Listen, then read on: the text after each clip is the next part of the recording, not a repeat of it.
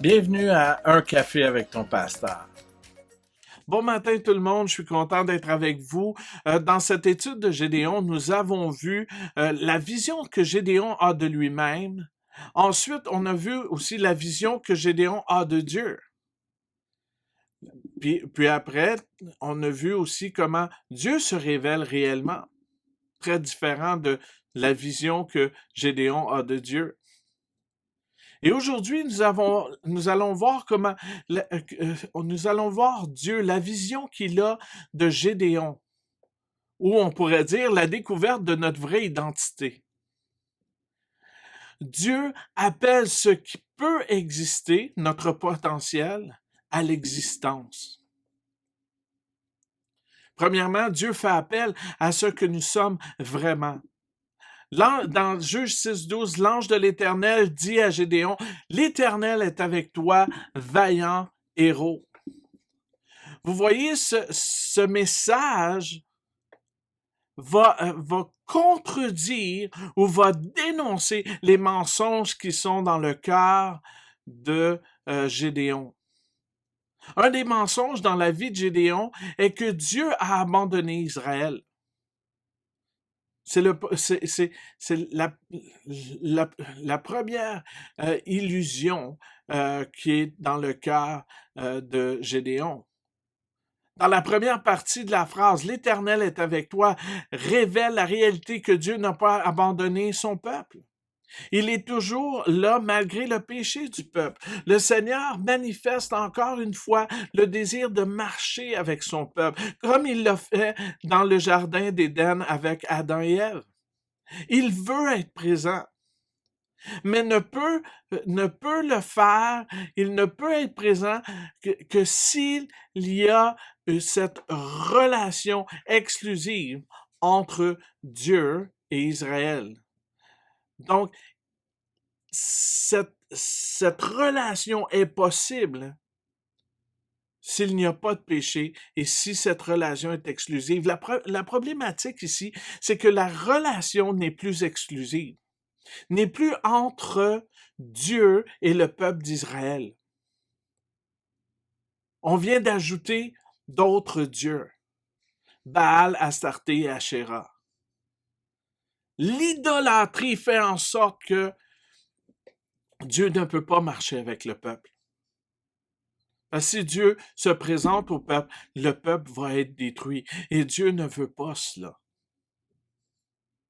Le deuxième mensonge qui est dénoncé dans la vie de Gédéon, c'est la vision qu'il a de lui-même. Vaillant héros fait appel à ce que Gédéon est vraiment. La vision que Gédéon a de lui-même, il se voit en victime. Il se voit petit. Il a un complexe d'infériorité. Il se dévalorise constamment et son comportement démontre qu'il vit dans la peur et dans l'anxiété et non dans la victoire. C'est pour cela que le Seigneur déclare « vaillant héros ». Cette phrase expose et rejette tous les mensonges qui sont enracinés dans le cœur de Gédéon. Aujourd'hui, je pourrais vous dire, quelle phrase devez-vous entendre pour déraciner le mensonge qui sont des fondements dans votre vie, des fondements de peur, qui vous poussent à agir de manière déraisonnée. Peut-être que cette phrase, l'Éternel est avec toi, vaillant héros, c'est pour toi ce matin. Qu'est-ce que le Seigneur est en train de dire lorsqu'il dit vaillant héros? Il est en train de dire, tu es fort. C'est-à-dire, tu es une personne où la force physique est évidente. Un homme avec la capacité de combat. Un homme rempli de vigueur. Un stratège. Un homme utile, efficace, sûr de lui et actif. Tu es un leader. Tu vas conduire le peuple vers la victoire. La deuxième chose qu'il dit, c'est tu as les capacités. Dans Juge 6,14, ça dit, l'Éternel se tourna vers lui et dit, va avec la force que tu as,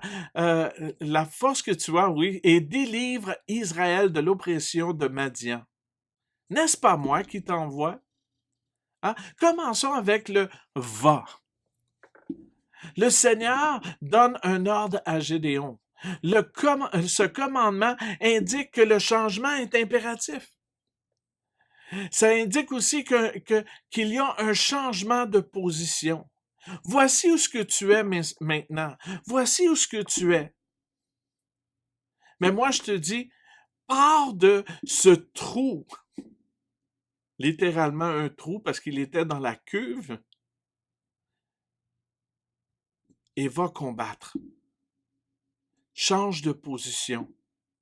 Alors que tu es caché, alors que tu as peur, alors que tu es anxieux, je t'appelle à aller. Je t'appelle à être premier et non le dernier. Change de position. Le va indique que nous nous dirigeons vers un avenir meilleur. Et ça l'indique aussi un engagement au plan de Dieu pour le salut d'Israël. Donc ça, c'est le va. Mais va avec la force que tu as. Gédéon a en lui la capacité physique, mentale et spirituelle de sauver Israël.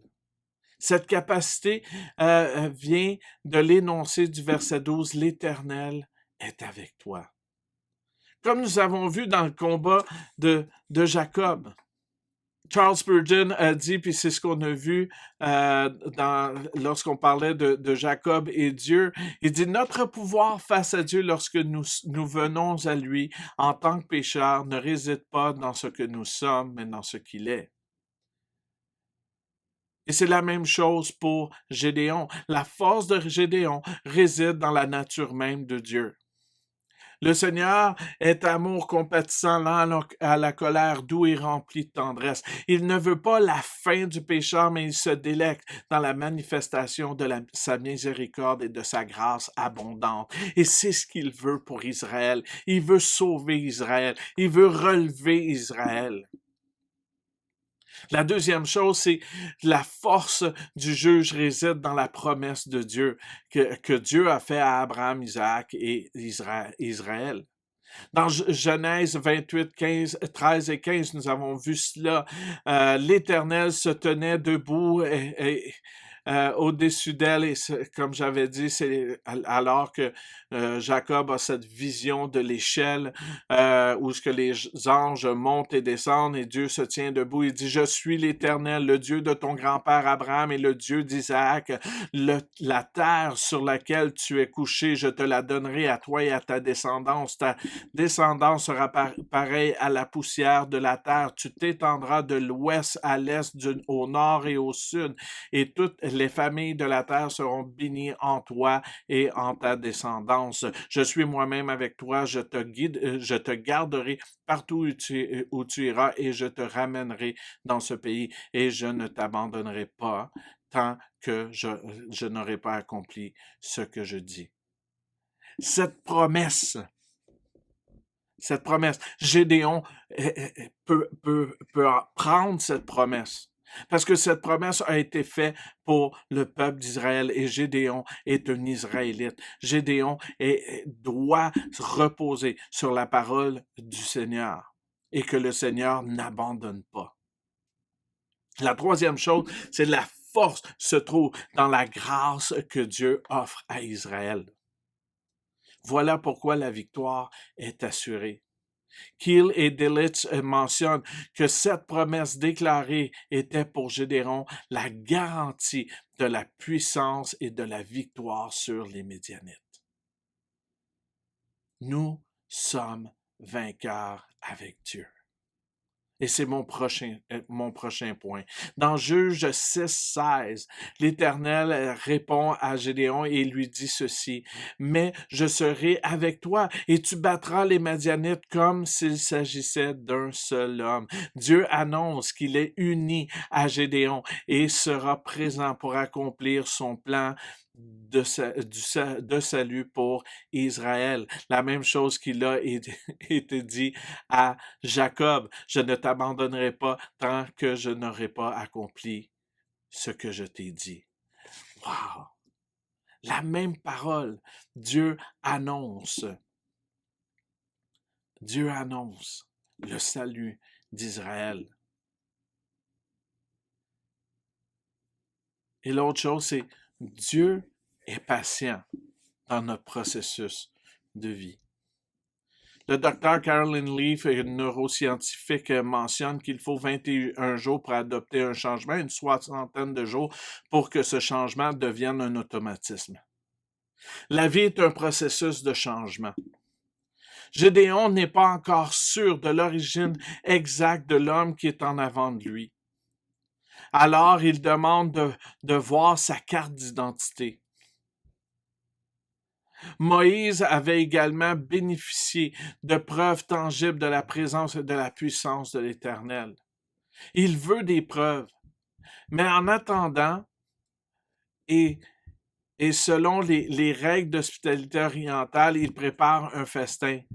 On constate que malgré les temps difficiles qui sévissent, Gédéon s'en tire plutôt bien, parce que la quantité de tout ce qu'il a et ce qu'il apprête, c'est vraiment impressionnant. Cependant, il ne s'attendait pas à ce que son invité transforme son repas en offrande, en holocauste.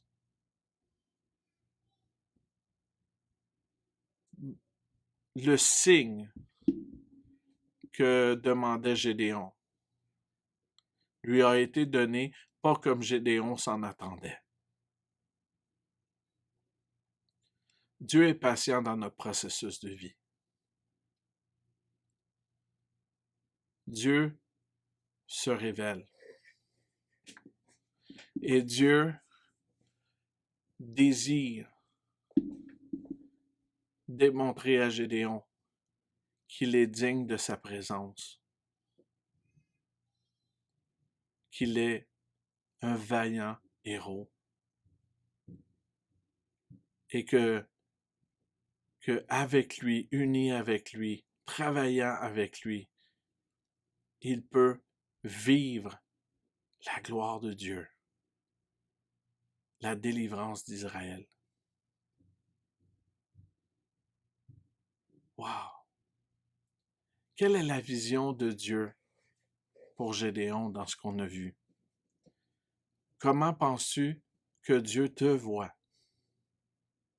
Et y a-t-il des mensonges qui se sont enracinés dans ta vie? Comment trouveras-tu la victoire sur ceux-ci? Quelle est la phrase que tu dois entendre pour changer ces mensonges en vérité? L'Éternel est avec toi, vaillant héros. Merci d'avoir pris un café avec ton pasteur.